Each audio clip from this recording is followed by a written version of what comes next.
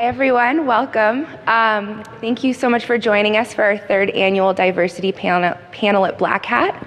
I'd like to start by introducing Kelly Jackson Higgins, Executive Editor of Dark Reading. She'll be leading our panel as the moderator and introducing our panelists. So thank you everyone. Thank you, Jessica. I just wanted to say, just for starters, what we're trying to do here today, I think that's really important. There's been a lot of discussion in the industry about how the number of women and minorities has basically stayed flat, the data. But there are things going on. There are initiatives, projects, programs that companies are working on and organizations are working on to remedy that. That's what we want to highlight here a little bit today. But to set the table a little bit, I just wanted to give you just some of the stats that always depress me. Because I say the same stats every year. This is the third one of these we've done. 1/10 of the workforce is made up of minorities. And women are still at the 10 to 11% of the industry, and that number stayed flat for about 3 years easily. Retention is still not great. And meanwhile, we have 1 million jobs wide open to fill worldwide, and that number is going to double by 2022. So we have this industry with a ton of jobs, and it's not reaching out to a lot of different people and communities. So that's what we want to talk about today. So without further ado, I want to introduce my amazing panel here. And their bios are incredible. I had to actually truncate their bios, and I hated doing it because they all have amazing stories and experience, but I'll let them show that to you and tell you in their discussions. But to my left here is Mary Chaney, who's the CEO of MBS Information Security Consulting. She's also the Vice President of the International Consortium of Minority Security Professionals. She's a former attorney who worked on IP infringement cases, and she was also an FBI special agent who investigated cybercrime cases, DDoS attacks, internet piracy, and computer intrusion cases. So she's had quite a experience, and she also was the information security, system security officer for the FBI in LA. She also had senior security roles at Comcast, Johnson & Johnson, and GE Capital. So I'm very glad to have Mary here with us today. Next. And that's the shortened version of her bio, the shortened version. Okay, in the middle there we have Rick Howard, who's the CISO for security company Palo Alto Networks. He has overall responsibility for the company's internal security program there. He leads their threat intelligence team called Unit 42, you might be familiar with. He directs their company's efforts on the Cyber Threat Alliance information sharing nonprofit. Rick was formerly the Task CISO iDefense General Manager, Counterpane SOC Director, and commander of the U.S. Army's Computer Emergency Response Team, where he coordinated network defense, network intelligence, and network attack operations for the Army's global network. Welcome, Rick. He's our one and only security vendor here, so we're proud to have him. To the left of Rick is Aubrey Blanche, who's the global head of diversity and inclusion at Atlassian. Aubrey works with teams across the business to enhance access to technical education, recruiting, retention, and career mobility for underrepresented minorities. She also serves as an advisor to the She Starts Accelerator, and she's co-founder of Sycamore, which is a community that aims to close the funding gap for underrepresented founders. Welcome, Aubrey. And last but not least, Anthony, wait in there. Anthony Johnson, who's the Managing Director and Business Information Security Officer for the Corporate Investment Bank at JPMorgan Chase & Company. He's the Managing Director responsible for all things cybersecurity, including emerging threats, risk mitigation, protection of the firm's data and system assets. And he started his career in the U.S. Air Force, where he focused on computer and network security. He's had various senior cybersecurity leadership roles in big companies in retail and global finance. Most recently, he was the global CISO for Fannie Mae. So that's who you have here to listen to. So again, the goal here is today is talk about what's going on out there, so we can put this into context. So I kind of wanted to start with Anthony because JPMorgan has a pretty aggressive diversity program and culture, and we talked a little bit about it. But I was hoping, Anthony, you could tell us what a diversity program actually looks like. Sure. So within JPMorgan, we actually recognize that there's one way to try to solve the problem. We recognize there's a problem, everybody's talking about it. But there's one way you could just say, hey, we're just going to hire more people. But that doesn't actually solve the problem for 2 years down the road. So what we're looking at is we're looking at it, we call it a pipeline problem. And we're looking at how do we actually bring in and train and groom people that are going to be the people who run the program 5-10 years from now. So within the diversity program within JP, we actually have a number of things. One called Grassroots, where we do a lot of mentorship. We actually take diverse candidates, internal, external, and we look at how do we grow them, how do we make sure that they have training, education, et cetera. But we're also doing a lot of outreach to middle schools, colleges, et cetera, just to really make sure that we, I guess, plant the roots, if you will, into it. Because what we're seeing is that the candidates, when they're coming from college, most women, minorities have already self-selected out before they hit that freshman year. So it becomes much more of an uphill battle to say, hey, you can't, this is something you can or should do or should look at. So we have a lot of, we have mentorships being assigned. We have a big focus on mobility. So we move people from you might be doing SOC operations, and then we'll say, you know what, here's another well-rounded skill set that you need. And then we have a lot of direct opportunity of sitting down with growth coaches for senior people. So associates may have direct access to a managing director that'll say, hey, let me help you navigate your career. Here's what I did. Then the final thing I would say is there's a whole program around where there's men advocating real change. We call it MARC. So we look at what are the people that are currently in these very senior leadership roles, and how do they translate or share the story of how they've impacted somebody else's life? Because what we see is that a lot of candidates growing up, they don't actually have a mental model to aspire to, and they don't actually have someone to say, you know what, here's how you actually do it. But there's a ton of ways we're doing it in JP. I want to go to Mary because you guys do a lot with the mentorship piece of this, right? Can you talk a little bit about that? Yes, with ICMCP, we have several different programs that we're trying to utilize to increase the numbers of women and minority. You mentioned the numbers and paltry numbers that they are. Women at 11%, minorities at, I would say Hispanic and blacks are probably about 7% or something like that. So we have several different programs, one being the mentor protege program, where we actually take students or individuals that are early in their career and match them with one of our executive leaders to mentor. They have a formal mentorship program. We also give away scholarships and training for those that are in the industry that want to continue learning and things like that. And one of the more exciting things that we're doing is we're reaching back into colleges, and we're actually partnering with universities as well as industry partners to create what's called an Educational Security Operations Center. So these ESOCs that we have that are going on college campuses to actually build out a SOC environment for students to be able to not only go from the classroom, but into an environment where they're looking at security alerts, essentially what their level 1 type of job would be in security and coming out of college. And we're actually giving them practical experience. There are different versions or flavors of it. Some of it is actually, data that we're piping in from industry. Some of it is data that is university-based data. And so they're actually looking at these things and actually hands-on. So, and then you have, if you have the 3 pieces to the puzzle, of course, you have the college and university, you have the ICMCP, which is acting as the subject matter expert of how to build out the Security Operations Center, and then you have an industry partner, like a JPMorgan Chase, for instance, if they wanted to adopt a SOC.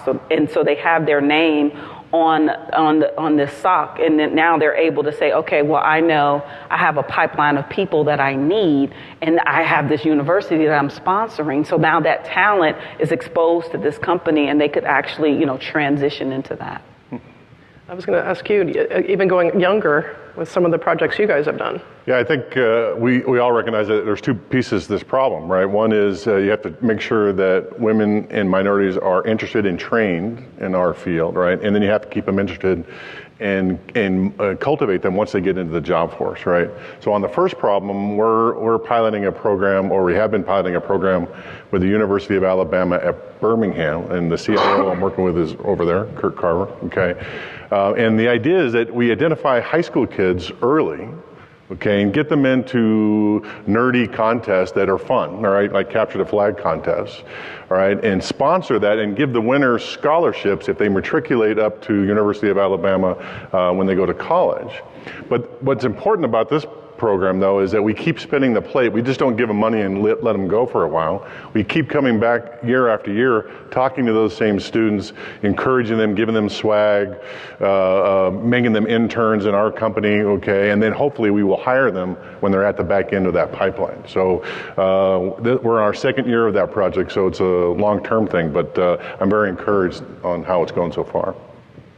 Aubrey, do you have some insights on this as well? I know she's literally the head of diversity at her company, so. Yeah, I think I feel like you covered a lot of great pipeline things, but one of the other things that you mentioned in the beginning was around retention. So what we know is this is true across all sort of technical fields, that even for the folks that come in, folks who identify as female or as racial minorities also tend to have higher attrition.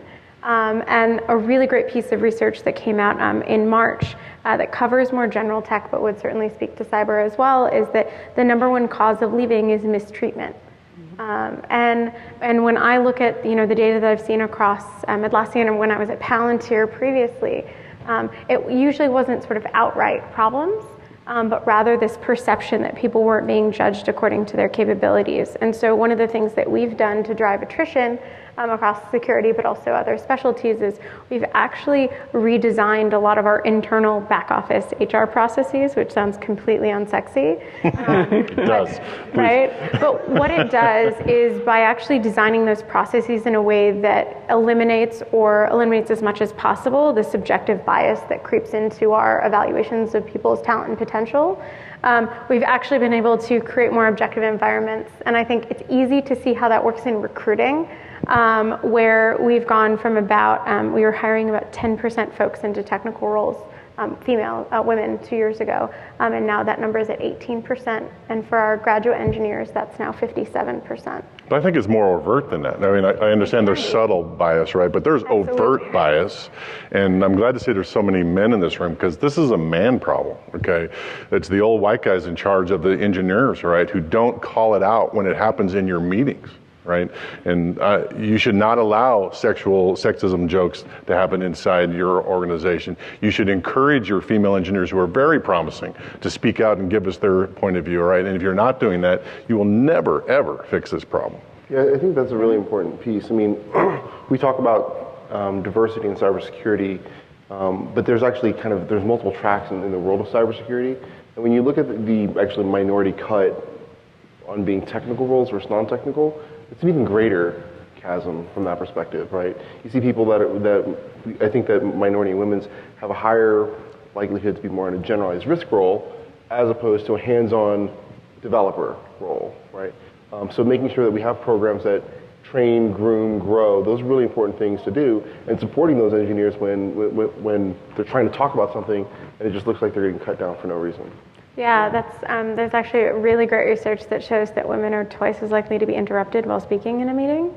What are you saying? I'm sorry. But also, the other is there's this, I love that you brought up meetings, because right, when that happens 3, 4, 5 times to you, you just stop sharing because you don't think there's a point. But the other idea is what's called idea co-optation.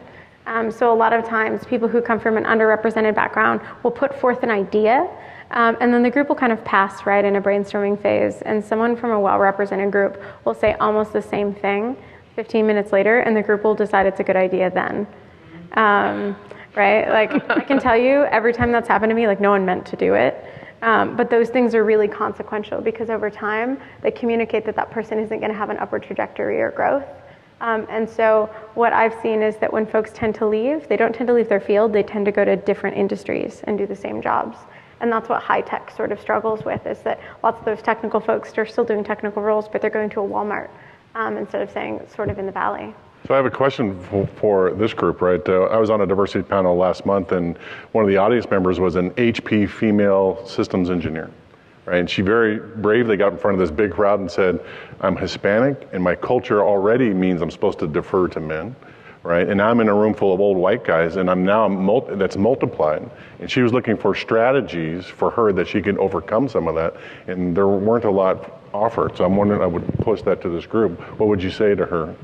A Hispanic female, well, you have ultimately, those cultural distinctions that are threaded through the diversity issues. So it's not just, a black female, it's a Hispanic female, and what that culture means, and how that plays out. I think it's a matter of confidence and encouragement. So some of the coping mechanisms that I myself use is I rely upon, my friends around me and mentors, and that's where it's missed. So women are historically more likely to stay with a company where they feel valued and their opinions are valued and they have a support system, right? So they actually have people that are vested in seeing them succeed. So it would take her to have potentially a male mentor to protect her, so to speak, and say, no, I want your opinion. As you pointed out, when you see it and you call it out. And, sometimes it's a personal issue. We just need to get over it. But a lot of times when your voice is silenced, and I've had this happen, you start to lose interest, right? And your voice gets silenced after meeting after meeting after meeting. And then you say, okay, well, forget it. Right, you're not going to get my best. So now I'm mailing it in, and now I'm counting the days. So when you have that, inclusion doesn't happen organically, right? There is a difference, though. It's purposeful. I think there is a difference, though. I absolutely agree that minorities and women need more mentorship, but I think there's a big gap where they also need more sponsorship, and there's a distinction between the two. And when you have somebody who's actually a sponsor, they're willing to take a swing for you, and that goes a long way.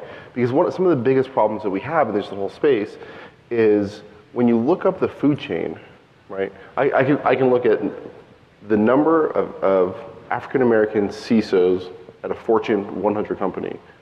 There are very few. It's like a unicorn. Fortune 100 is one. It's one, yeah.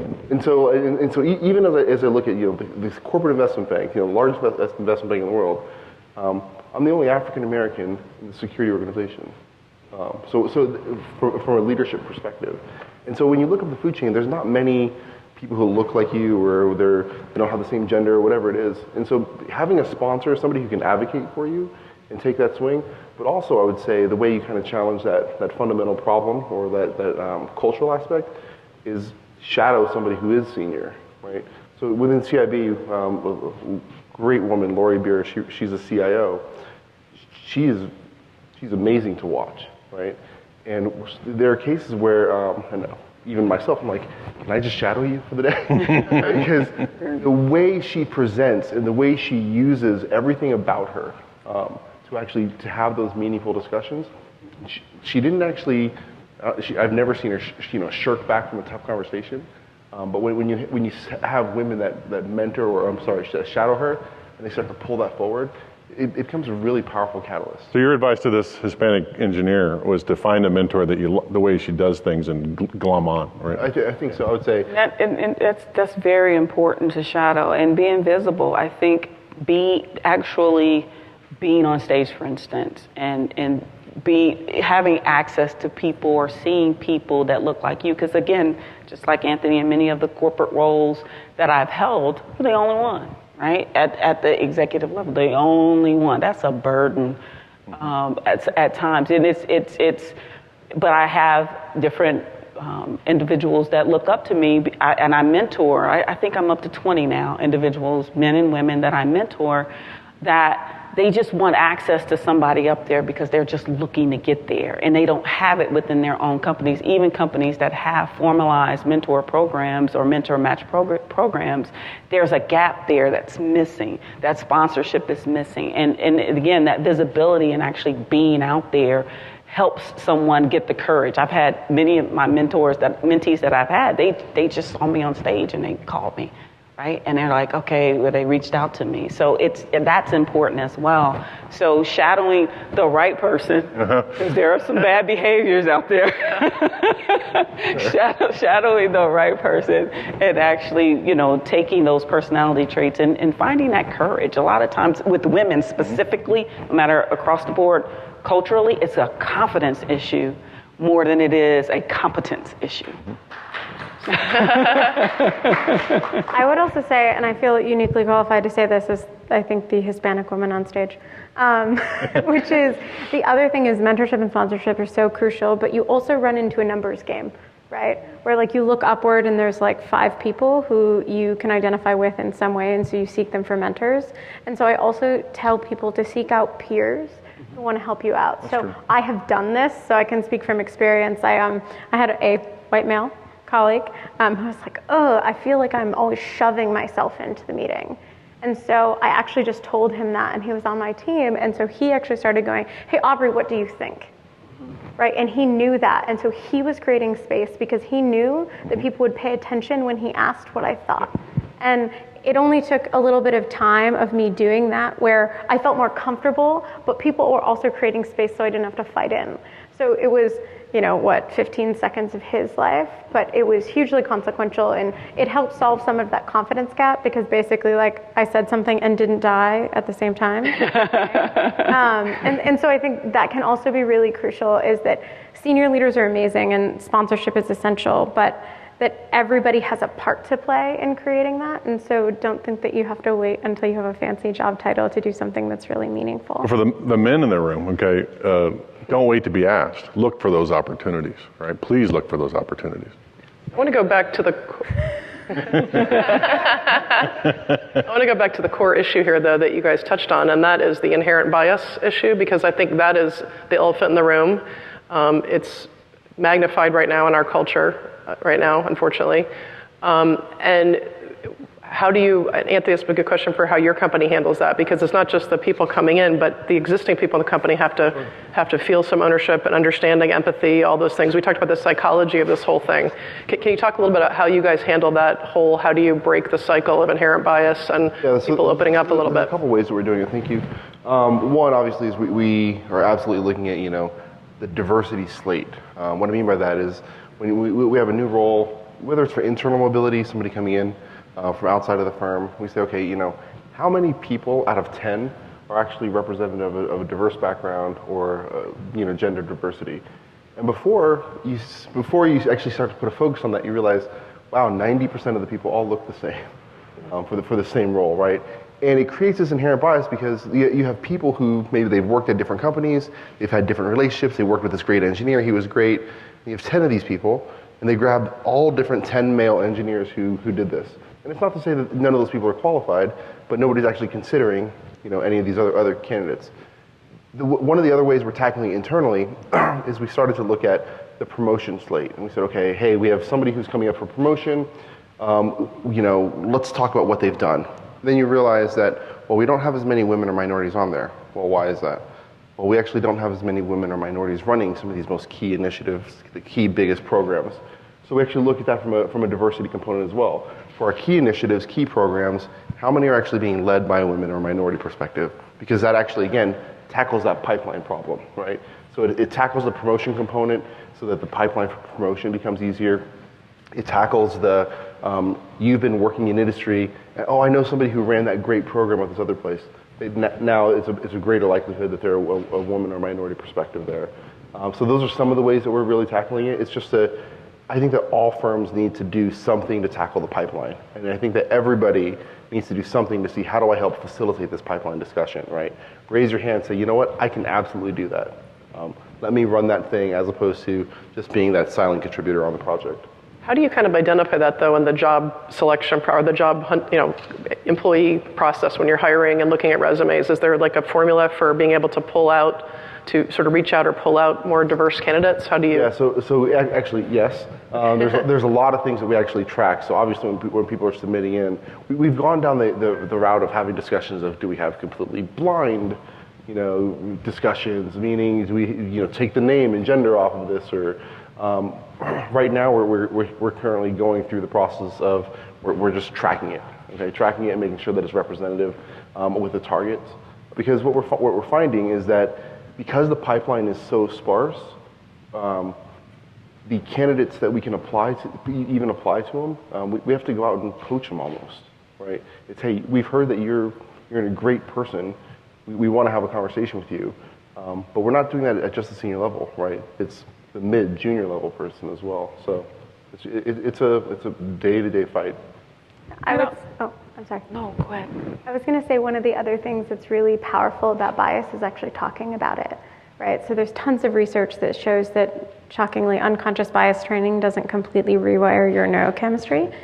And that said, I think there is still value to training if it's executed well, which is that by creating a dialogue in which you teach people about how they process information, and specifically when they're talking about competencies, right, around job skills, all of a sudden people start to see their own meanings.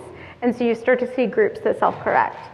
So that's something that we've seen is just by making it okay to talk about that and by saying something like, oh, I think I might be unintentionally favoring someone in this way, it actually opens up a meaningful dialogue that can change it, as opposed to just being like, you're wrong, right? Like human beings have bias. It's an evolutionary adaptation. I totally agree with you. I think that makes so much sense to just address it, not brush it under the rug, because I don't think it gets any better if you just keep brushing it under the rug or ignoring it. Right, or pretending it's not there. And one of the things that we've found that's been really impactful is, so there's this idea of culture fit, which is actually just like this intractable morass of unconscious bias that doesn't really mean anything.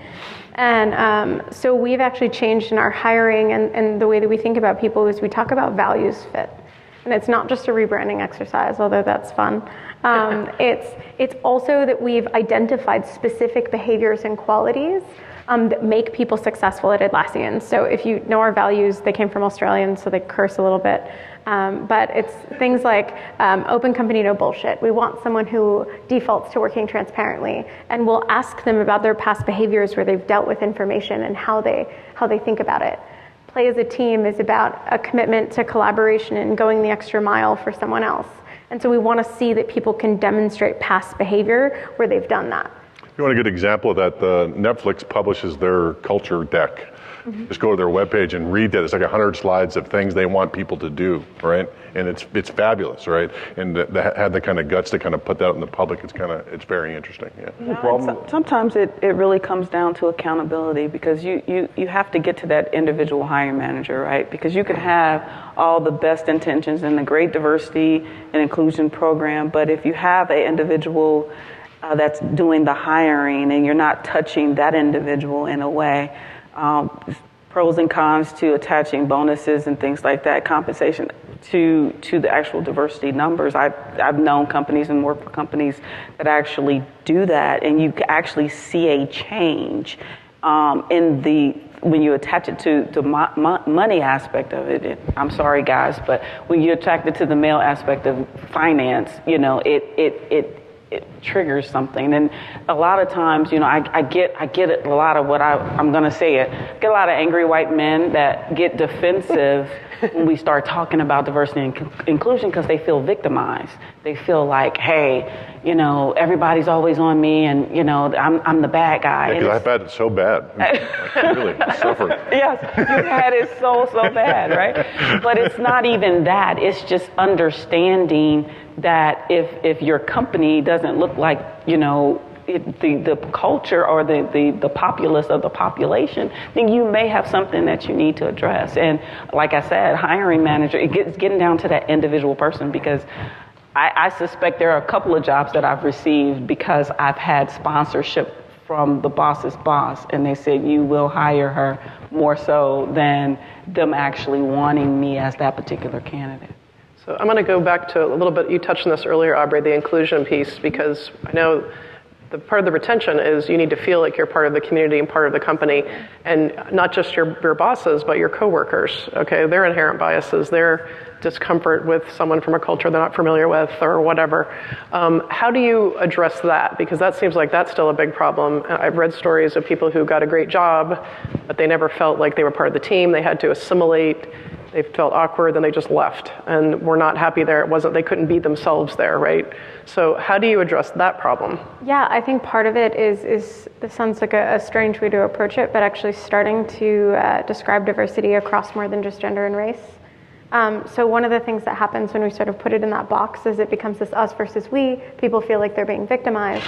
And so when you start talking about what does diversity mean, Atlassian, if you don't know, we're based in Sydney. So we have a ton of international diversity. And so by creating a language for people to address that and say, I'm unique and different, and that's a value add, all of a sudden, when someone comes in, I as a Hispanic woman come in and I'm describing my experience, which is very different than my teammates, they also are like, oh, that's not threatening. And so it's easier for them to create space for me to be my authentic self, right? And that's true of everyone. And not that white men, don't have times when they're not their authentic selves, but in many cases, those spaces have been created that allow them to do it anyway. But so when you bring them into the conversation and say, hey, you're part of diversity too, all of a sudden it doesn't become threatening. And so those folks who are already there, it's a little bit easier for them to open up so that you have the space for those folks who are coming in who identify as minority or are brand new to the space. So it's really about teaching that subtle awareness and emotional intelligence than it is like any particular action. Yeah. And I also think it's just teaching people to know people as people. Right. And that sounds really silly, but making sure it's really basic things like making sure you don't walk into a meeting and just start hammering on your agenda items, right? Like actually care what someone did last weekend, right? Not just how are you, but like I remember that your kid is in ballet. Like how did the recital go? And just those little tiny things actually make someone feel safe enough to show up authentically. I think that, I really struggle with this because if you look at where we're at today, there are less women graduating in science technology with science technology degrees today than there were in like the 80s, right? We start talking about this as a space, and we're going the opposite direction as a macro industry. Right? Now, every company we're talking about, hey, we're doing this, we're trying to focus on it. I think that the reality is that everyone up here, everyone out here, we still need to figure out what there's no silver bullet. It's a lot of these grassroots, creating space for people, treating them like people type of conversations that are going to help solve this. Otherwise, from a cybersecurity perspective, we're in a world of hurt by 2022. With a million jobs unopened or unfilled today, and the notion that there will be 2 million jobs by 2022, we all know, we're all here for this conference, this cybersecurity ecosystem is not getting safer, right? It's not on a nice path of we're all going to be happy. So being able to bring in diverse thought, being able to expand the talent pool, these are really, really critical things for us to do in order just to solve the overall threat. Otherwise, we're going to have a complete world of haves and have-nots. From a company perspective. Well, unless you buy Palo Alto Networks, then you are safe. I think but there are statistics that show that millennial women are graduating more with STEM-based degrees. So I agree with you in that there was a huge gap, up until this point, women of my age, we won't tell you my age. 20. 20? 20. But I'm not in the millennial. You couldn't pay me to be 20 again. Yeah, no kidding. That's a good point. No, you couldn't. But so there is a gap, but that gap is you see by the numbers that there are more women graduating in the millennial generation with STEM-related degrees. So it becomes if you have a millennial workforce and you don't have something close to 50-50. Then you're not looking because they're there, right? And can I brag about the Girl Scout thing? Oh yeah, please do. How many people know about the Girl Scout thing that we did? Okay, excellent. The person behind this, the mastermind sitting over there, it's Brittany. Okay, right? She's the one to put this together. And what we decided to do is do something about this problem. So Palo Alto Networks has partnered with the Girl Scouts to develop 18 cybersecurity badges for ages K through 12.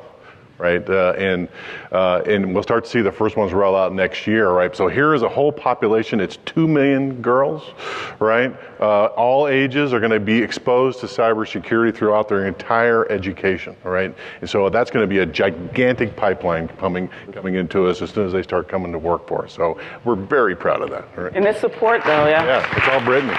Brittany came up with that. Yeah. And it's support, though, right? I have a 10-year-old daughter that is off the charts in math, but I'm vested in making her see that if this is something that she wants to pursue, I will die before I let you get out of it. There's a lot of money. And you can't stay with me after 18. Yeah. You obviously haven't seen my house. Okay. You gotta go. No, reaching back, like you said, in those younger age ranges so they can feel comfortable. I mean, I was such a geek and a nerd, and I was so introverted.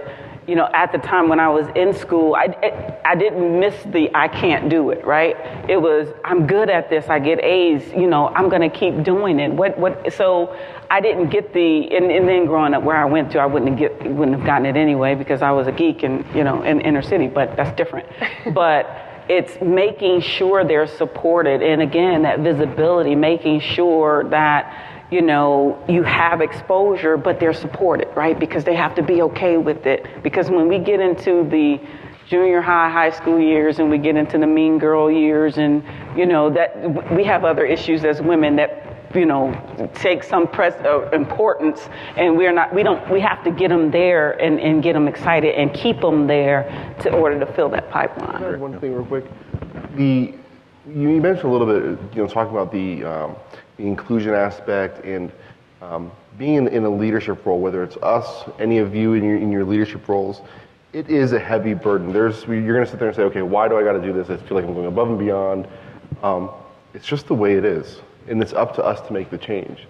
And so it really is, that quick comment you made about, just creating space, that is tremendous. And I cannot underemphasize how important or how helpful that is to a lot of people. I tend to be the very brash, I'm going to talk over people type. And so I have to put myself in check and say, what do you think? Because I recognize you look like you have something to say. Well, I had to take that note because you said we have to be interested in what our employees did over the weekend. I have a hard time with that. So, okay, I'll try to get better. But it's an important piece where that burden is absolutely real, and it's something that we just have to do because we have to change the space.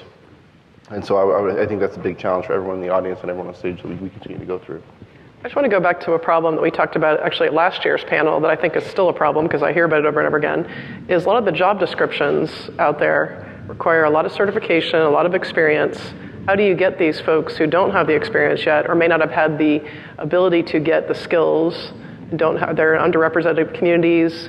I know we talked a little bit on our call about even relaxing some of the certifications to get someone in and train them on the job. What are some of the things that you guys are doing or that they're going on that are helping people who are underprivileged in terms of having access to getting those skills or hands-on stuff in their neighborhoods or their communities? I have one thought, and then I'll leave it to you guys. Don't believe the job description. Honestly, first of all, women, we have issues because we can be 80% qualified, but we won't apply because there's 20% that we don't have. That's our issue. Those are our issues, and those are our issues. But I apply to jobs I'm not qualified for all the time. I know you do. Yeah. No, but you're not going to get that badge, are you, Rick? You're not going for that Girl Scout badge. But I tell my mentees all the time, don't you dare believe that. I said, they put everything in the kitchen sink in that job description. I actually called a recruiter out on this because they wanted all these certifications and they wanted a CISSP, but they were only asking for like 3 years of experience. And I said, do you know you have to have at least 5 years of experience in order to get a CISSP? So why is this in the job description? So I'll stop there because I can go on about that. No, I think that's a really great point. I'll disagree with you a little bit, but I think we end up at the same outcome, which is no, companies stop writing crap job ads. And I say that as someone who we've overhauled ours. And so, right, there's this research that I can tell you Atlassian hires people who are, quote, underqualified because there were 12 requirements on the ad for my job and I had 2 of them. They wanted 8 years of HR experience. I was like, how's 4 months work for you? They were like, no problem, fine, come here. So I think that's part of it is we've actually tried to refactor and instead of thinking about the requirements list as this like unicorn special candidate that can throw sparkles and rainbows and also solve all of your cyber issues. Instead, what is the minimum floor of qualification that someone must know how to do when they walk in the door on day one? Because the fact is, in any technical field, that what someone needs to know 12 months from now doesn't exist right now in a lot of ways. So trying to tell someone that they have to know everything is silly, right? You should be indexing on, do they learn really quickly and know how to solve problems that they've never seen before? Like that's going to predict someone's success 1, 2, 5 years down the road, more so than whether they have a particular certification that your corporate budget can probably pay to get them through anyway. And that's helped us hire non-traditional candidates too. Well, I agree, and I think we've made a mistake as our industry. The network defender industry has made a mistake. They said we want all those certifications. Those million jobs, we were talking about this before this thing started. Those aren't all tier 3 top-end Intel analyst jobs. They're not. They're tier 1 jobs, help desk jobs. Those are those kinds of things. And you only need like 5 classes to be helpful or be useful in a job like that, right? So you don't need a computer science education. You don't need a EE degree. You just need a basic get started. You're going to probably need that stuff later, okay? But to get into this field, you don't need it. And we're working with the University of Alabama with that very idea that they can get certified on some basic stuff and come to work as a tier 1 level. So that's where we should kind of change our mind about this. I think that looking at aptitude is absolutely an important piece. And so looking at the aptitude of a candidate, I do think that you kind of struggle with this as you're kind of hiring. There are different traits for every generation that you're hiring, right? But there is a big onus on the organizations are not going to just create this very easy, happy path of this is your certification path and here's the amazing job description. And so there's going to be a lot of work of saying, okay, how am I going to prove that? I think that fundamentally it does boil down to, though, you don't write yourself off from that. You like get in front of that person, get in front of that hiring manager, and have that conversation, and being able to demonstrate aptitude. I will hire for aptitude 9 times out of 10 times. Can I piggyback on something you said too, right? When I've interviewed a lot of people, and the one question I wait for the end, the very same question for everybody is, what are you running at your house? Right? Because if you're not running a Linux box that you built by yourself, you're not smart enough to be on my team. It's not that you have to know how to do Linux. You have to be smart enough to figure out that stuff on your own, because I'm going to give you no guidance. I'm going to give you a big, hairy problem, go solve it, and that's what I need. I need those kind of people who can adapt, okay, and figure stuff out on their own. I don't need a computer science degree. So you guys have come across this before, I'm sure. There are skeptics out there on the diversity topic for hiring. One of the questions that was posed to me by some hiring folks and some comments I've heard is, how do you justify hiring a diverse candidate who's less experienced than a non-diverse candidate who has more experience? How do you address that question? That's great. I answer this question all the time. So the answer is first, I think that the variant of that question that I hear most often is like, what if you have 2 completely identical candidates except for that? And like, if anyone's worked in recruiting, like that's never happened. So it's a great theoretical argument, but it's not practical. But I think it really depends on what you're optimizing for, to be honest. So the empirical research tells us that when we're around people who are different from us, and we can see that, our brains actually process information in a better way. And so if you're trying to pick the best candidate for a single role, well, it turns out that most work in the future, and even now, isn't happening by individuals, it's happening by teams and groups. And so, yes, maybe it's that you have 1 year less of experience, but you're bringing in a diverse set of life experiences and perspectives such that you are not just great for that role, but you are also actually going to magnify the impact of the team. You're increasing the innovative potential, you're increasing the efficiency of their information processing. And so if you're actually optimizing for the team, which is where work really gets done, it's a pretty easy business decision. Yeah, and I think, and I've said this before, is that if men could have solved the cybersecurity problem, it would have been solved already, right? So, I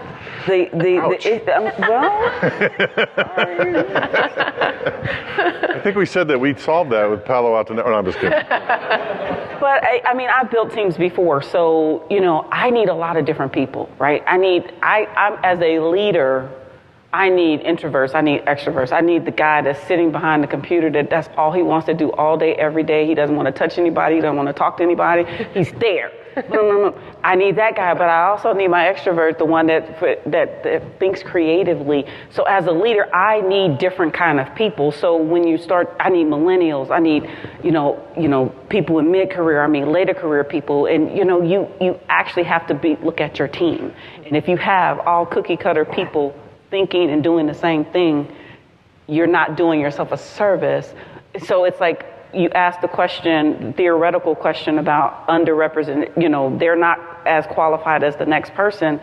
However, if you're still solving for the same problems, maybe you need some infusion of different thought process, different thinking, whether it's men, women, you need introverts, you need extroverts, you need Hispanic, you need Black, you need Indian. I mean, if you get different people that have different experiences, they're able to come in and add value, and they see a problem in the bigger way, in the solving of that problem in a different way. I have a great example of that. I was having dinner with the lady in charge of doing news segments on ESPN. Now, how do you present sports information so that people can consume it?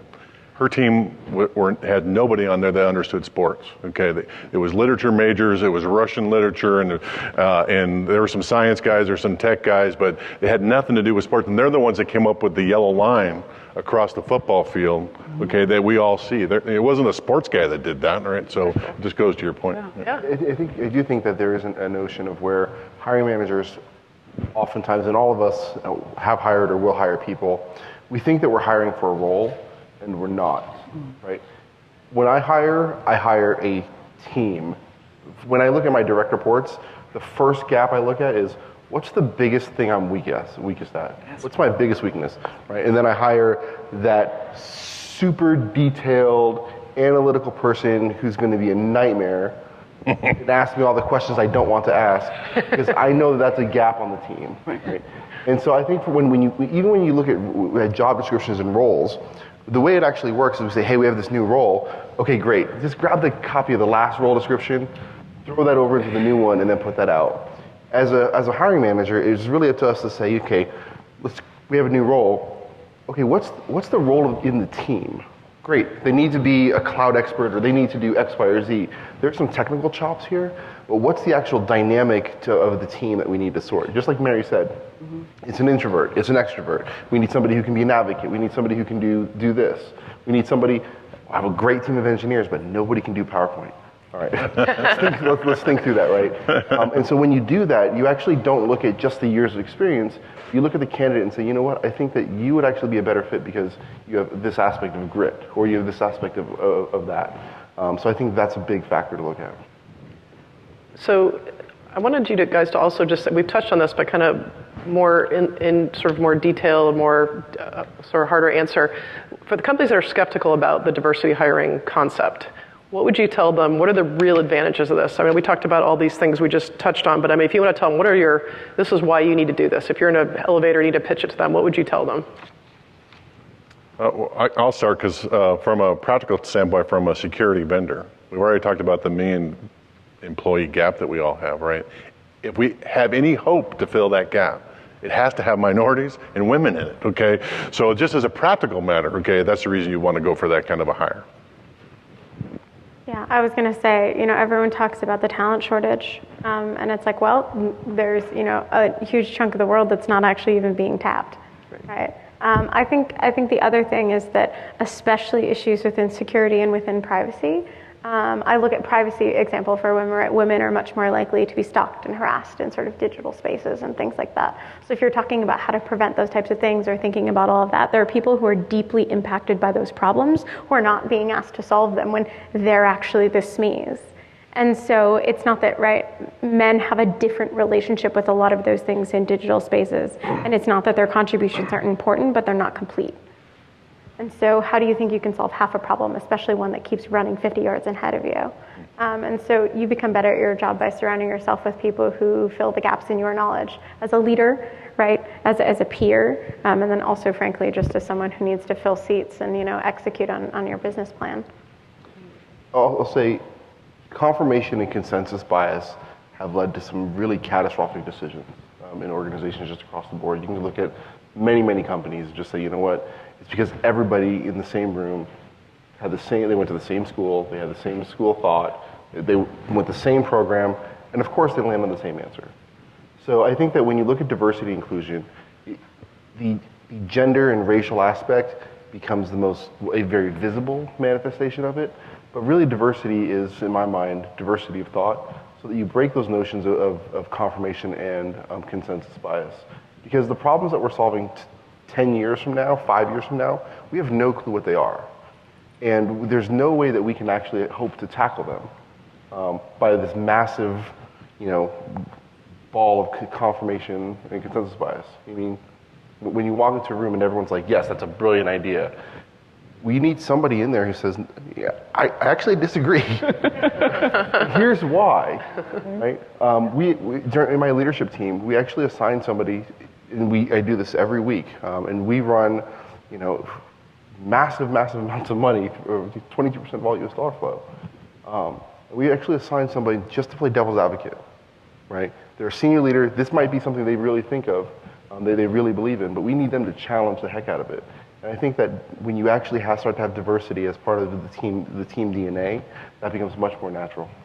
I think I'd take probably a little bit more confrontational role and say, look at the mirror, look in the news, look at Uber, right? So there's something to this. And if you have blinders on and you don't see the value in it, then there may be an unconscious bias that you have as an individual, right? So it's turning that light on yourself. I would be shocked if I heard someone that, to say to you that they didn't believe in diversity and inclusion or it didn't work. And, it's just one of those things that you can't really, in today's, and especially in today's, political environment, you can't look and say that we don't have problems. And so if we have problems at a macro level, then they exist at the micro level, and to be able to say, okay, well, I'm gonna have the courage to say, even if I don't even believe in it, I'm gonna follow it. And it's just the right thing to do. It sounds corny, but if you want to get anywhere in life, the statistics, you can quote statistics. Statistics show that more diverse companies perform better. I was just going to ask about the data. There was a study, we talked about it, and I can't think of what study it was that showed that. Do you guys remember that? I think it was a GitHub study.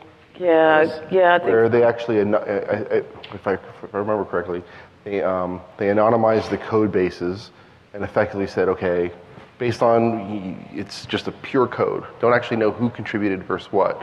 And code developed by women was selected 70% of the time. Versus when it actually had the males' names attached to it, it was the complete opposite way. Right? Mm-hmm. It only translated when it was anonymized. Yeah, and again, the study that showed that it's a financial benefit for companies to have diversity, because I think I want to say 20% is sticking in my mind, but I don't quote me on that. The data either. But it was a significant amount of financial performance that a company actually received when they had more diverse teams. Interesting. Yeah, so McKinsey put out a study that showed that gender diverse companies are 15% more likely to be in the top quintile of financial performance. And for firms that are ethnically diverse, that's 35% more likely. But there's also been studies that show that higher diversity is not only, so companies, for example, with more women on the board actually are more successful in M&A. You also see in diverse environments that there's greater retention, greater emotional commitment to colleagues, greater employee happiness, right? So lots of things you're like, those are great for my business. Yeah. But it turns out that diversity is sort of a driver of that. So which means that we often talk about how diversity benefits those of us who come from underrepresented groups, but the fact is that the benefit is actually for everyone. And I think that's really important because it can get over some of the sort of victimization feelings, which are real, that you talked about earlier. And the way I say is they are real, but they are not necessarily true. But also making sure that you paint the picture. That you're saying, I'm doing this for you too because I believe that you will benefit, that is absolutely not to your detriment that I am doing this. Mary said something that was really interesting, right? And it sounded almost like you were apologizing for saying it, but it's the right thing to do. That's a really important statement. I have a daughter. I was raised by a single mother. Like, there's a big part of me. Part of the reason why I'm helping to drive diversity in women in technology for the investment bank is because it is the right thing to do, right? We can talk about the numbers, financial performance, right? But fundamentally, I want my daughter to have every single opportunity. And I'm the big aggressive dad, so if someone says she's not going to get the job because she's a woman, I'll probably go after her. Right? But like I do, I want her to be able to say, you know what, she wants to be a developer, then sure, right? And I'm going to teach her everything I can to promote that. But it's fundamentally the right thing to do. And I think that is a burden that we all have to look at. And I think that actually speaks to something that you said earlier, where you were saying there's more millennials coming in, is what we actually see with the millennial generation in consumers and how they're engaging with business is they're not just thinking about what is the actual utilitarian value of what you're providing me, but what are the values of the brand that I'm supporting, right? So we see this, we see campaigns and we see hashtags against companies that that people think aren't just doing the right thing, full stop. And so it actually becomes a valuable brand attribute, both in terms of business acquisition, but also it becomes part of your employer brand, right? And we know that millennials, I think it's 2052, the US will be a majority minority nation. And so you're not building a long-term company if you're not investing in these things before those changes happen. That's a good point. So before we go to the audience questions, I wanted you each to give one thing you would tell an organization that wanted to work on their diversity problem. They wanted to do something. What would be the one thing you would tell them to do? If we give them like 4 things. So if you each could give me one, that would be awesome. Well, you can put me. Let Mary go first. I knew you were going to. I can go to Anthony. Yeah, first. go to Anthony. Anthony, go first. Anthony, now you're on the spot. You don't have to. You just give one. We're going to have 4, hopefully. I think it does go back to the pipeline piece, and it's not just what the organization is doing for their community, how they're engaging with whether it's the Girl Scouts or colleges. I think that the company needs to be absolutely looking at the pipeline of how they're growing their internal talent and recognizing that, creating that space. We don't do enough of it. We don't focus on who's promoting. So I think you have to look at the pipeline piece in a big way. I would say run a survey. Like, do you actually know where you are right now? It's really hard to move forward if you don't. And what I've seen is that when folks tend to run those surveys, and Culture Amp, if you don't know them, they're great. They have a free inclusion survey. It won't cost you anything. But go look and cut that by demographics, and look and see whether the minorities' perceptions of their work environments are the same as their majority group counterparts. And start there by fixing the little pain points. Because one of the things that I found was we had a lot of us said, I don't know where to get the resources to get my job done. I was like, oh, we just need to add a module in onboarding about how to use Confluence, right? And that doesn't sound like an inclusion question, but it was, and it had impact. So there's lots of little free things that you can do, but you first have to know where you're starting. I would say talk to the men, okay? Contrary to popular belief, not all of us are male chauvinist pigs, right? Some of us just don't know that we should be doing things about this, right? We should provide them the tools to speak up and say, you are not allowed to have that sexual discussion in front of this crowd. You're not allowed to push that female employee down. You're not allowed to do those kinds of things in this organization, and give them the power to do that. Yeah, I would say look at your retention numbers. Right? Because your retention numbers give you a clue into inclusion. Because diversity is just bringing a whole bunch of people together. Inclusion is, again, making them feel that they can be successful. And so if you hire a whole bunch of minorities and women, and then within 2 years they're gone, you have a problem. So start tracking those numbers, and that could give you an idea on whether you have an inclusion issue. Just to back up one more time, I know we talked about this earlier, but again, for your existing employees, to get them to embrace this culture, is there any advice you have for that? To get them to embrace it is the best way I would say is peer accountability, right? Because it can come from the top, but if you can say this off-color joke and it's just a whole bunch of guys in the room and not one guy stand up, even though there's not a diverse person in the room, if the guy doesn't call the other guy out, that's going to be a problem. Yep. So actually having the freedom to call BS when you see BS and say, no, I will not tolerate, you speak it, and that goes against our company culture. That's a good one. I like that. Any other suggestions? That's a really good one. What she said. What she said. Yeah. It's not fair. I'm also a big fan, reward people when they do the right thing, right? So when you act, in a way that affirms the culture, give people tangible professional awards for it, right? If someone is spot on with their skills and they're doing something to advocate for that, be like, I'm giving you this project and I want everyone to know it's because I think they lead inclusively, and that's important. And that's why they're getting this really awesome assignment, right? That's really consequential when people go, oh, I can't progress in my career if I don't get on track with it.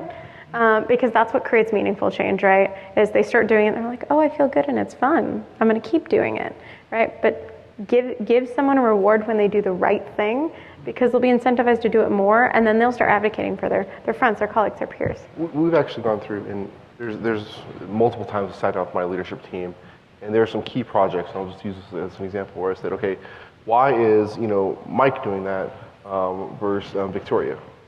Well, Victoria could do it, I guess. Okay, why don't we have Victoria do it? Oh, sure. It's just that much, and it creates that much of an exposure, and it's a completely different dynamic where it was just a quick conversation of just challenging your team, challenging your organization, of saying, hey, you know what? Why can't we have so and so do that versus that? Oh, well, I just always use Mike. Okay, well, why don't we use Victoria for this one, right? And I think that the more we do that, it doesn't shift the body of work. We maintain the same level of expectations, right? We have the same high caliber of performance that we're expecting. But it creates a different platform because now every junior below Victoria can look up and be like, wow, she's running that project. You know, I kind of look like her. I got an example of that. I promoted my executive assistant to chief of staff because she was just running the show anyway, right?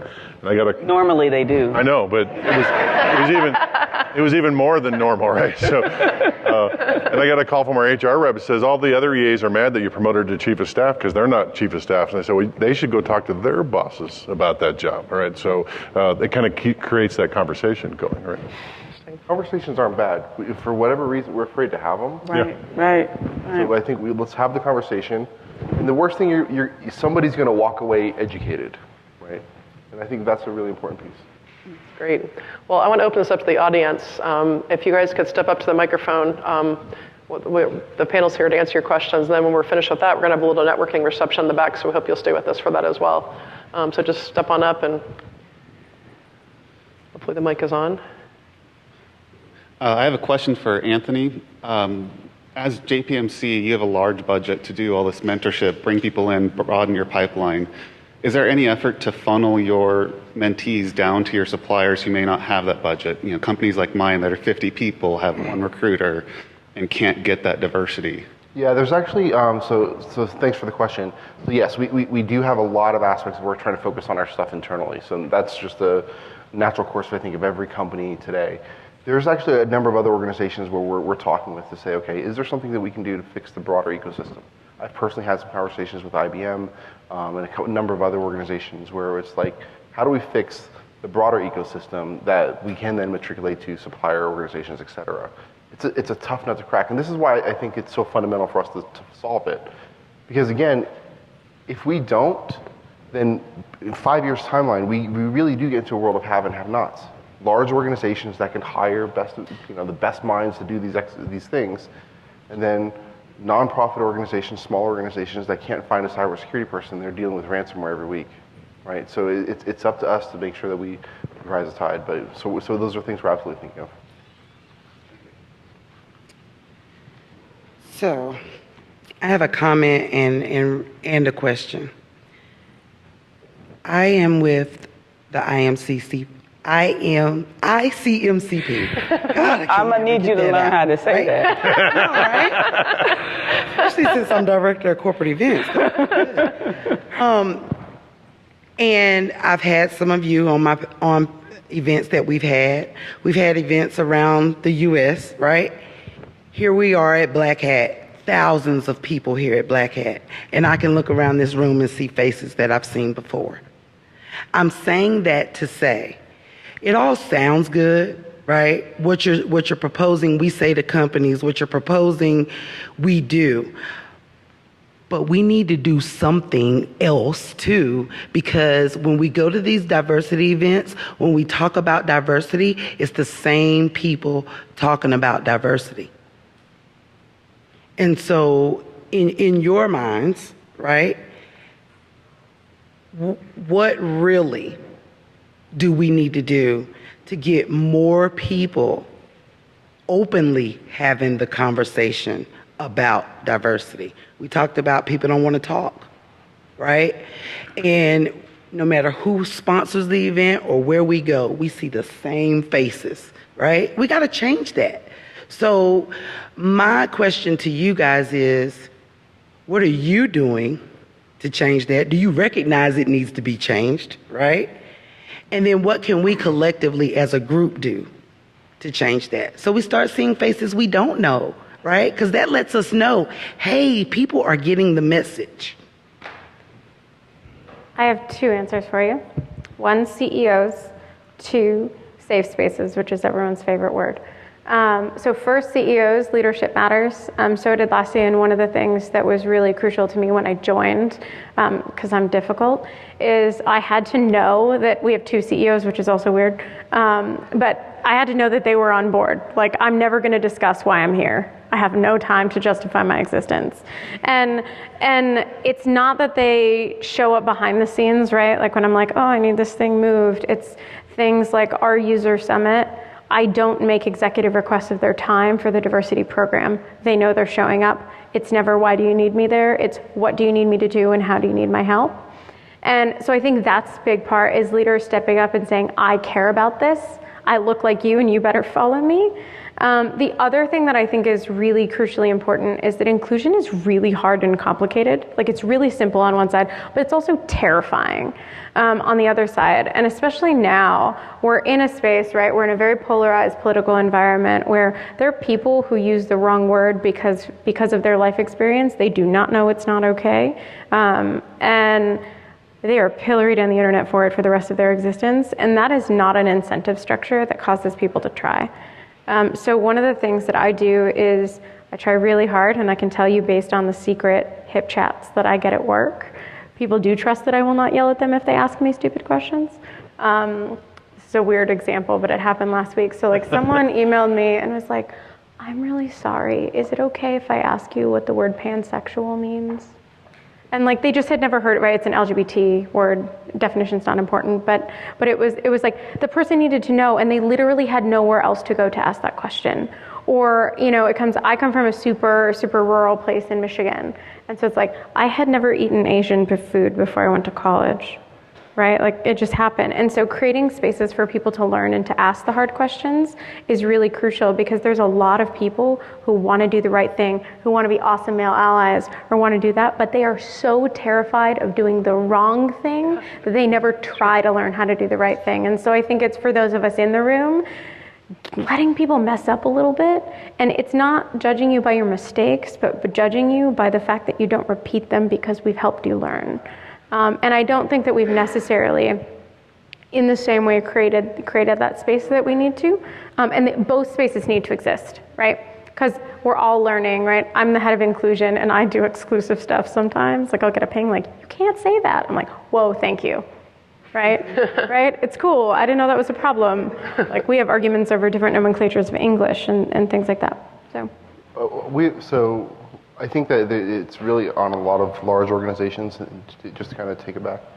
To give you an example, I look at a lot of technology. For a lot of suppliers, especially when they're building up new vendors, solution provider, whatever it is, they get a chance to pitch out to the CISO of the investment bank at JPMorgan. It's an interesting conversation that they take with earnest. And if they come to me with a team of all men, I ask the question, how come there's not a female on the team? And that changes the entire nature of the conversation. I think as large organizations factor that in, we did a number of big reviews for some bids of work, and I factor in that the presentation teams were not diverse at all. And I think that when CEOs and organizations recognize that, hey, other companies care about this too, it starts to change the dynamic. It's a tough problem to solve, though. I'll give you a specific thing to do for this conference, right? How many people at this conference? 20,000, most of them are men, okay? Go ask, most of the men in this room, go ask your colleagues, why didn't they come to this panel, right? And ask them why, right? Because this is a problem, this is for the industry, right? Why aren't you interested in this? Even if they have a good reason not to come, you should have that conversation with them, right? Yeah, you asked me personally, no, you asked the group personally, what were they doing? So recently accepted the vice president role with ICMCP. And will not be getting promoted. No, she won't. So that's one of the things that I personally felt that was very, very, very important in having the conversations. Again, you know, I speak on diverse panels. I also go to non-related diversity, panels, right? I am a technologist. I do know a little bit about information security, but just being there in a technical talk, so to speak, provides an opportunity for people to visually change what they may think about, who this particular race or gender, what they're all about, right? So I purposely set goals for myself to attend things that, are not necessarily related to diversity and cybersecurity, but actually, the all male, when you're sitting in the room and you're the only Black person and female in the room, and it be there and then be visible, right? And so that actually changes or gives an attitude or a change of conversation about what this is all about, especially when you're able to speak intelligently about your field. Right. I agree with all the things you guys said. I'll just maybe take a little bit of dispute. I think talking about it's really important. That's what I think we're trying to do here. We've kind of evolved this panel the last 3 years. It was about women in security first, and we realized this is not just women, it's diversity, so we just sort of evolved it. And I think the more we talk about these things and bring these things to light, I think the better. It's going to take time. It's hard to change people's cultural perceptions, inherent bias. We've all seen that. But I think this is a start. This is what I wanted to do. I wanted to get the conversation out there, and I've been writing about this stuff, and this is stuff that's really important to me as well. So I think the more we talk about it, that's better. Changing people's minds is not easy, right? Not always getting people interested, but I think the more you bring it up, like you said, the more you're sitting in front of people, you're telling them your experience, getting them to think of things through your eyes and walk in your shoes. I think that kind of starts a conversation at least. It doesn't happen overnight, unfortunately, but hopefully it's a start. If you have any suggestions afterwards, I want to hear them though too. All right, next up. Thank you. About 2 years ago, I made the career change to go into cybersecurity, and I did that through education.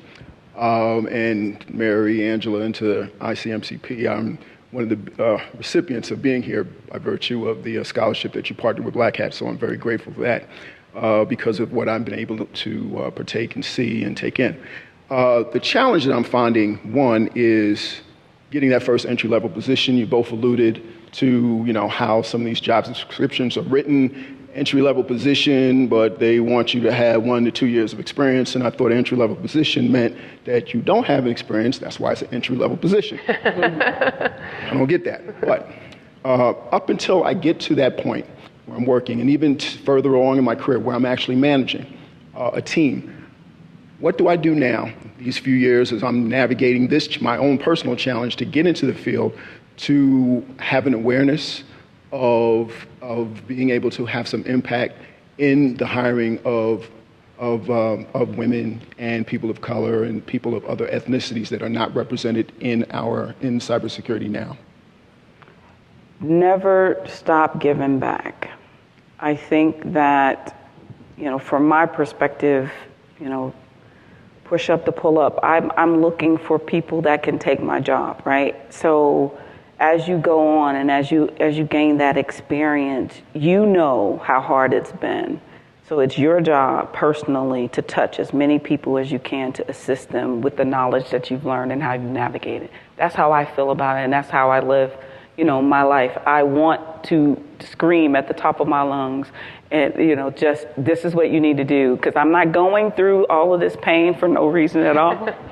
Right? I'm not having all of these issues, and someone else can learn from my experiences and just having that touch points. Be a mentor.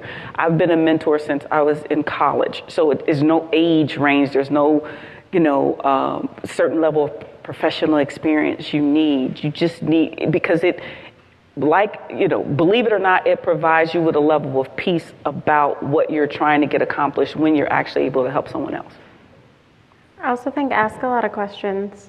So I fundamentally believe that most people already know how to solve their own problems. You just have to ask them the right questions. And so one of the things that's worked at Atlassian is, when we're sitting down with the hiring manager and they're saying, well, I need this, this, this, and this. You say, well, why do you need that? Why are we recruiting from this particular talent pool instead of all of these other ones, right? And people go, oh, well, I don't know. That's just what I've done, always. And so just being I mean, it's the Socratic method, right? But rather than direct people, say, well, why? What's the justification? Because a lot of times the things that cause exclusion or underrepresentation aren't intentional. It's because someone's running really fast in this direction and not thinking about all the other things. And so you can bring a lot of awareness to people just by asking why, right? Trying to gain understanding yourself can create great understanding of your team, which starts to build the intention and the incentive to start changing, right? I think you probably also, I use my personal experience, I tell my story a lot to talk about it, right? Because like, who in their right mind hires a 26-year-old like PhD dropout to run like a global HR function, right? Like, seriously, who accidentally hit the okay on the job offer for that? I do know her name, but right, like I am someone who is manifestly not quote qualified for the job that someone gave me, and a lot of times those are the most interesting candidates, right? So telling your story is enormously powerful.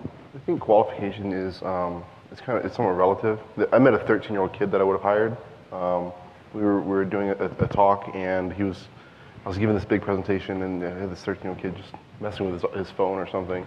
And afterwards, they came up to me. They're like, "Oh, sorry, he's actually compiling 4 programs. He writes in 7 different languages, right?" And then I had the most amazing conversation with this 13-year-old kid about the future of cybersecurity, and it was just fascinating.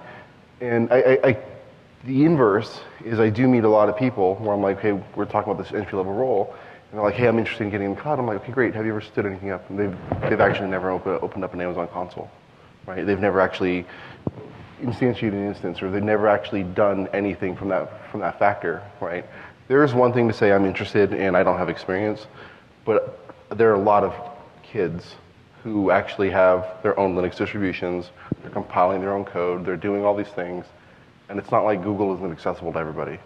So I think that's one of the most fundamental aspects. And so and I would say this, and I say this all the time, right? If someone is ready to have an entry-level conversation, they've done some of the fundamental pieces, I'm absolutely willing to take a conversation at any point. So feel free to reach out to me after this, and I'll chat with you. I have specific advice for you, right?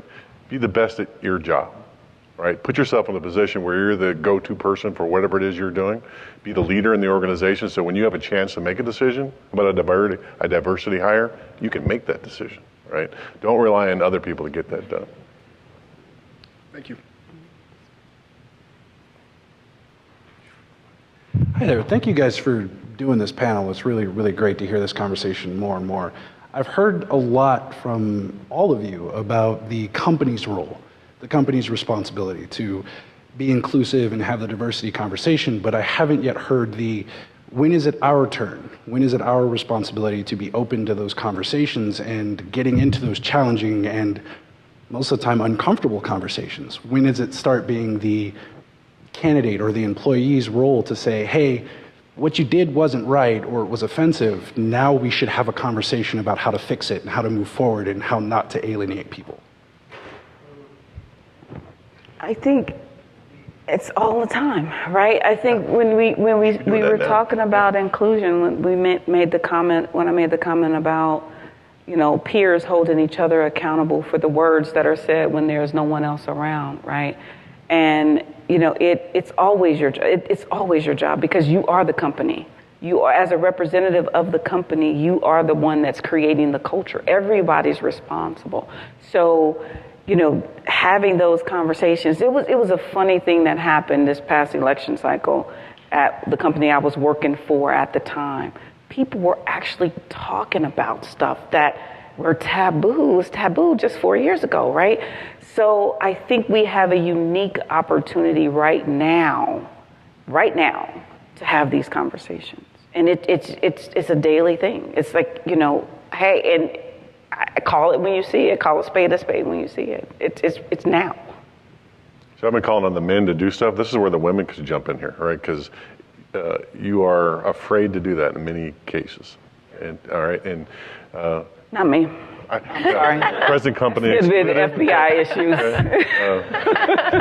issues. Please come tell me when I step out of bounds because I'm a dumb old white guy. All right, someone should tell me if I make a mistake like that. So, please. Yeah, I think leaders, right? As a leader, it's like you should be like, please tell me when I mess up. But that also puts it on you. Like if I messed up and offended you, you don't get to be mad if you haven't told me about it, right? If I do it the first time, it's my fault. If I do it the second time, it's on you because you didn't tell me I did it wrong, right? But it's up to me to create the environment where someone feels safe to do that. I think the other thing that I say as someone, I'm like a hat trick minority. So like for me, after the shooting in Orlando, right? Like I was like not okay on any level, right? It's like my people, like were shooting in American history, and everyone like was like looking at me like, what are you gonna do? And I actually showed up and I was like, actually y'all, I need to cry at my desk and I'm not okay today. And it was like my teammates literally didn't know that they needed to like give me a hug, except that I was like, I'm just a pile of mess today. So I think there's something about showing up vulnerably and authentically with your story and your experience when it's awesome and like your kid crushed it at their ballet recital, or when you're having pain, because it starts those real discussions that even if you don't get to an agreement point, you get to an understanding point with it. And I think that's, in my experience working in D&I and having a particular life experience based on what I look like and also my ethnicity, there's so many people who want to do the right thing, but their life experience has denied them the understanding of what it feels like to be a minority. And so it's really hard to expect them to change when they don't have any light about what that feels like and what that life experience is. And we have an obligation, I think, to bring that to them in an empathetic way. I think it's up to you. It's up to everybody, right? You as an individual. And if the reason why we don't talk about it, why nobody actually says something, is because they're scared. There's something, and if you're scared, then you're not in an environment with a leadership team or organization you feel that you can trust. I think that you have to have that conversation. You have to break through that aspect of fear, and then it's up to us. It's a burden, right? When nobody likes to be that person of confrontation, but it is some part of the burden of what we have to do to change the dynamic. So I think it is up to the individuals. Yeah, the other thing I would say is it's a lot easier to do that if you focus on behaviors instead of who the person is. So it's really scary if you're like, I think that you're like a racist person or a sexist person. Whereas if you approach someone and say, hey, I think you're really great and your intentions are awesome, but your action actually caused an impact you didn't intend, and I wanted to help you with that. Suddenly it becomes an affirming conversation and a point for learning, as opposed to an attack that someone's going to get defensive. It works on a neuroscience level, but like we probably all intuitively are like, yeah, that's great, right? So that can be really powerful. Right on, thank you. While you're taking more questions, I mainly just have a comment because I love the comments you had, and I appreciate that this panel's here, because just in January I was at a SANS conference, and the hotel basically blocked off the women's bathroom for 2 men's bathrooms. That's in 2017. Okay. Say SANS? Yes. But I know some people at SANS. I don't have to talk to them. What they do? Tell me again. They blocked off. So we're having a conference. There's 30 women at this conference. There's probably 15 different groups, technical groupings, whatever, and I was in the forensics one. Coming in the bathroom in the afternoon, they had switched it to a men's bathroom instead of a women's bathroom. So we had to walk, halfway down the hotel just to go to the restroom. That's 2017. So did you say something? Oh, absolutely. Okay. They switched it within 20 minutes because a bunch of us. All right, I just the main point of my comment is that diverse panels help. Because I'm glad I saw this was here, so I immediately was like, okay, at 3 o'clock, I got to be here to attend this. But we all have to help each other out. I think that's the main point that we all have to remember. Women have to help each other out. Men have to help women. Women have to help men. Minorities, LGBT, we all have to work together. And I think sometimes that gets lost. But thank you very much. Appreciate your time. Thank you. I also want to thank each one of you up there for all that you've contributed. I'm one of the new faces here, so. Right. Yeah, so. We all wear different hats, right? And I wear a few. I'm a dad of 3 daughters, and I have a son, and I want them to have every opportunity that he has, and I'm on fire for that, right? And also, I work for a Fortune 10 company, and we're really, really committed to diversity and inclusion. I can see it doesn't happen by accident. In fact, I got hired, and I didn't fit the role. And I said, look at me. And I'm like, why did you hire me? I said to my boss. And she said, diversity of thought. And it was in the 1990s. I had a high school diploma, and I got hired into Bell Labs. And I'm like, I never heard the word diversity. What are you talking about? She said, you think differently. We need people that think differently. So my main comment and point and question is, it's the best of times, it's the worst of times, right? We can all of us have like really depressing stats or things that we can talk about, all of us, right? And at the same time, each one of you is given something that's really encouraging and really uplifting, with the Girl Scouts or with all these different things that are going on. And so I'm a master's degree student, and I'm trying to create a guide that's uplifting, that talks about all these things that are happening, because from where I sit, there's a million programs. I mean, every company, they're stupid if they don't, if they have the funds and they don't do it, right? If different than a small business, but there's plenty of opportunities, and we need to connect the people. And I'll just give you one example: 3 million women have left the workforce to have children, and they want to come back. Okay, there's 1 million empty jobs, 3 million women. We only need 1 out of 3. And that's oversimplifying it, right? Way oversimplifying it. But my point is to each of you, I'll give you a card if you'll help me contribute to make this guide that'll be uplifting. And if there's anybody in here that wants to talk, I'm a recruiter at a Fortune 500 company, and we hire diverse candidates. So if you need, I'm really an introvert, but if you're interested in talking, kind of like you offered, I'm happy to talk to you, not for my gain, but to do the right thing. Yeah. Excellent. Awesome. Thank you.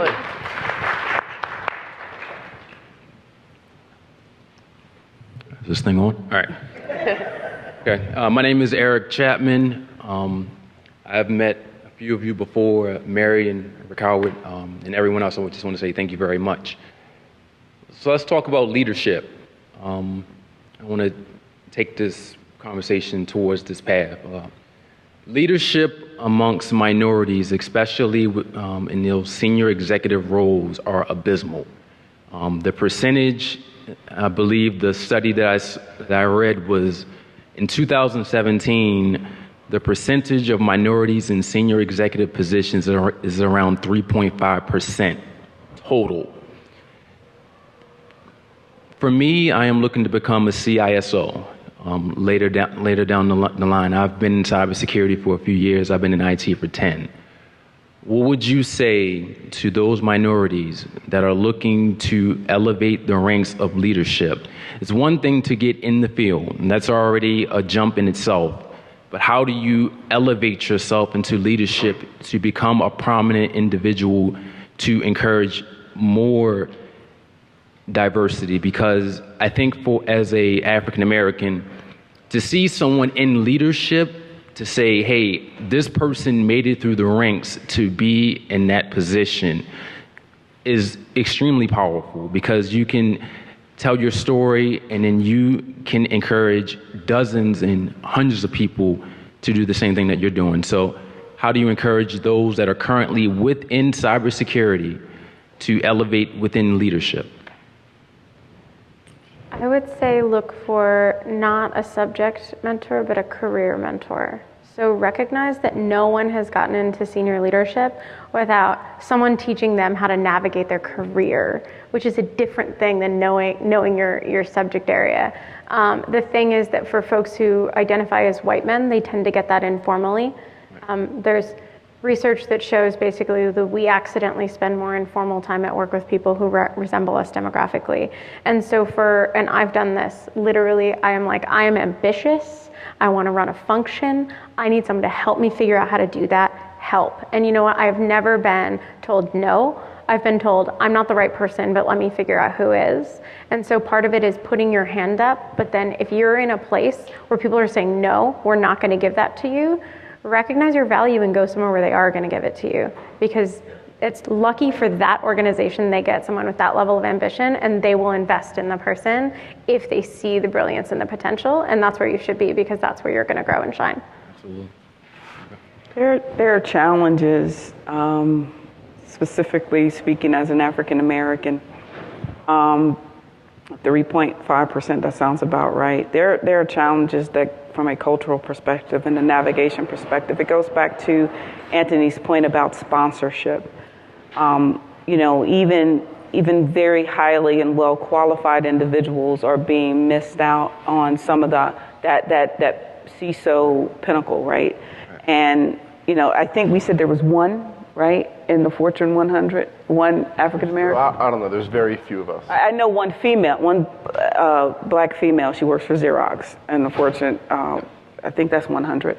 But very, very few of us out there, and to try to crack that code, it's taking in a lot of information from a lot of different people and taking advice from a lot of different people, personal development and leadership, you know, and there's always these check boxes that you may or may not know about that exist.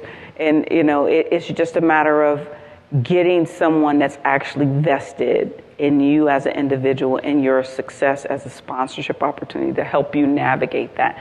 But again, I agree, if you're in the situation where you're with a company and you see there's no opportunity, you know, sometimes the best way you can answer a question is to walk out the door.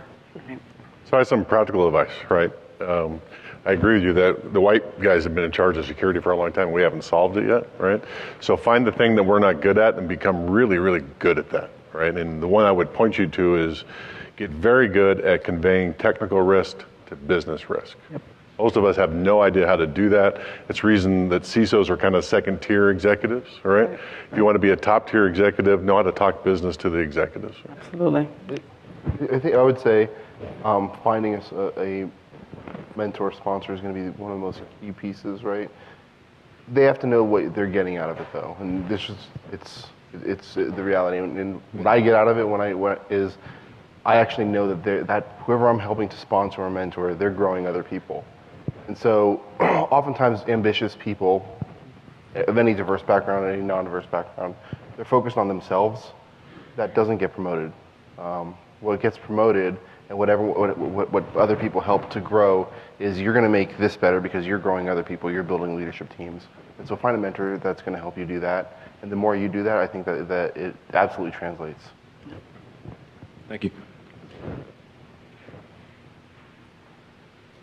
Hi, I guess I'm a new face because I haven't been to Black Hat in 10 years. Come back. That was my last one when I was pregnant with my oldest. And I'm excited that we have a conversation about diversity because that was not the case 10 years ago.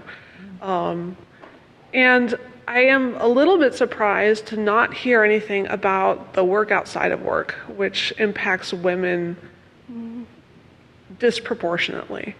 My oldest son has the whole alphabet soup of diagnosis, so I'm really active in the community of parents of kids with special needs. And after going to meetings of Decoding Dyslexia Virginia for a year, the only men to enter the room were children of active members, a husband of an active member, and a man selling us on his business. Women are the ones who are doing all of this work outside of work. And we have, our careers. I've been in technology and since my dad brought home an Apple IIe when I was 8 years old. And I went into computer security straight out of college when no one was interested in my EE degree and they wanted to talk about computer security. So I've been in this career for a long time. And now I'm at that point where it is not the number one priority. If you're going to say, what am I doing at 8 o'clock in the evening? I'm not thinking about work. But what does that do to us when you're talking about women in senior positions? When you've taken a woman, maybe not completely out of the workforce, but definitely priorities shift. Right. What do you say to that? So I think that the notion of primary gender roles, secondary gender roles, whatever that is, I think that is continuing to shift dynamically. You see, men being primary caretakers or women or whatnot. What I think organizations need to look at is the overall notion of flexible work arrangements and how they kind of think about that. It's something that organizations and companies I think are continuing to grapple with. How much you let somebody work from home versus not, how they're thinking about it. I don't think there's a one easy solution for it. It's a tough problem. It's something we're actively talking about because people feel, hey, if I'm not at the office, then I'm not going to get the visibility, then I'm not going to get the promotion, and then I'm not going to do X, Y, or Z. And managers have to let them know that, listen, it's about the work output. It's not, the fact that you're sitting in your seat type of discussion. It's a super tough problem. Yeah, I think there's a perks and benefits part of it, which is, again, back office HR, not that exciting. But things like at Atlassian, we have flexible work by default. If people want to go part-time or want to, offboard or onboard after mat leave, they do that. We also have, emergency backup childcare. So all of our employees, if they have an emergency, we have a service that they can call that we cover. So they can take their child to a center or to their house. But the other piece of the puzzle is sort of starting to cut against those gender roles or to sort of reduce the social penalties for women who cannot be on their email at 8 p.m. And that really comes from the top. So I think it was just a month ago, our chief legal officer got up and talked about how he, over the last 2 years, has actually stopped working on his vacations because he realized that everyone on his team was working all the time because he was. And so he changed his life and his behavior to do that. Or this is a little bit inside baseball, but after Atlassian IPO'd in 2015, our CEOs were supposed to fly to Austin and San Francisco. And right after the IPO, Mike Cannon-Brookes actually emailed the whole company and said, hey, I'm so sorry. I wanted to come, celebrate with you because you all made this possible, but I miss my family and I'm staying here with them for the week. And what that means for the CEO to be like, I'm sorry, I am not working. When his wife had to go to Fashion Week, he took 4 days off because he was like, I have to take care of my kids. And so it's getting male role models to pick that up so that men in the organization do that. And then also creating structures while the change is happening that allows women, to leave at whatever time they need to take care of that. And then also providing a little extra help on the side when they might need it. And that's gender non-specific, but we know that women tend to need it more than men do. Yeah, I'm a single mom of two, 10 and 12. And I've been on this executive journey now for about 5 years. And there are some companies that get it and some companies that don't, right? I had a role with GE Capital where I was remote. I worked remote. It was an incident response director role. It's an executive role. GE gets it, right? They don't punish you for not being there. There are other companies that want you in the office, and there has to be a give, right? And it becomes a hunting exercise. As soon as I get an announcement about a job opening, I'm on top 10 places to work for women, top 100 places to work for women, top 100 for working mothers, and I'm hunting companies that actually have a more inclusive understanding of those challenges, because teleworking, especially in our field, it's not that big of a deal. And actually, I work more hours when I'm at home than I do in the office, because literally there's so much distraction. I'm one of those people that will prefer to be at home because, see, I work, my computer stays up all the time. And I was a incident response. I was a director of the security operations center. That means at any given day, you can call me at 3 o'clock in the morning and I had to get up, right? Because there was an incident. So there are some companies out there that are better than others when it comes to that. And as a mother yourself, you just have to hunt those companies. Thank you. Thank you. Thank you. Hi, thank you guys very much. I've really enjoyed this. My name's Sandra Capri. I've worked for Fortune 500 technical companies for over 30 years.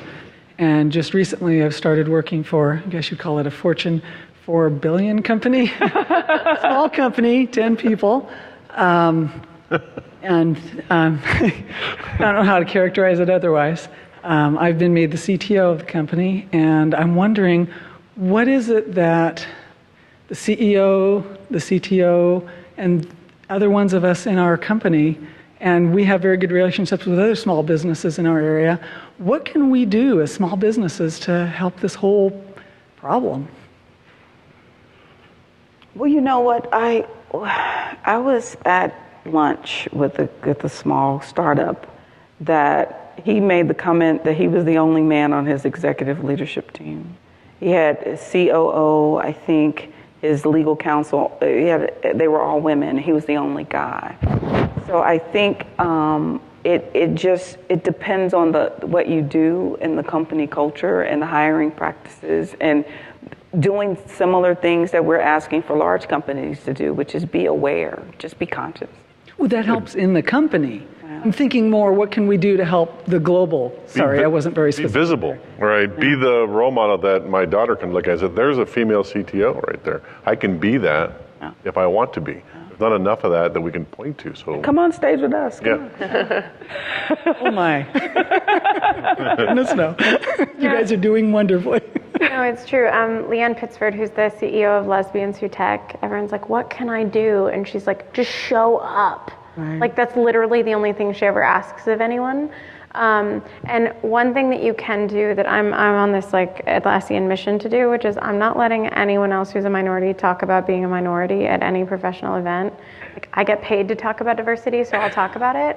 But like, I have this really brilliant designer, and she's like, I want to talk about the work I do in the ERGs. I'm like, no, go crush it and talk about the awesome product design that you're doing, right? Because there are lots and lots of people doing that, and so I've been pushing everybody. Like you said, you know technical things? Yeah. Probably quite a few. A little bit. And so it's like making sure that you show up, and you show up as like an expert in that, and that you own the title of expert, because that solves the role model problem. And it turns out that the word expert is actually super male gendered, and the only way to change that is by people seeing women, underrepresented racial minorities, people with disabilities, veterans, owning that word too. And that has more ripple effects than I think anyone can actually capture, but it's real. Yeah, I think those are that's probably the most brilliant example. If you look at where we're at today, right? Think about what we would call some of the most innovative minds or innovative people in Silicon Valley. My guess is 9 times out of 10 you're going to think about a male or somebody but that's not the case of actually who did a lot of the work. And so being able to say, you know what, let's bring forward that technical expertise, being able to, whether it's, part of Girls Who Code or, any of those types of organizations, those create visible role models. And I think that regardless of your organization size, that's something that you can absolutely contribute. Thank you very much. Thank you. So before we sign off, I just wanted to remind you we're having a reception in the back for some networking. The folks from the EWF are here, the Women in Security and Privacy, and hopefully our panelists will stick around to have a drink. They probably need one after sitting up here for an hour and a half. I want to thank you all for coming, and I hope you'll spread the word about some of the things we talked about, and that we can keep the conversation going. I want to thank Mary Chaney, Rick Howard, Aubrey Blanche, and Anthony Johnson for enlightening me a lot today and having a great conversation. I hope you guys enjoyed it as much as I did, but thank you very much. Yeah.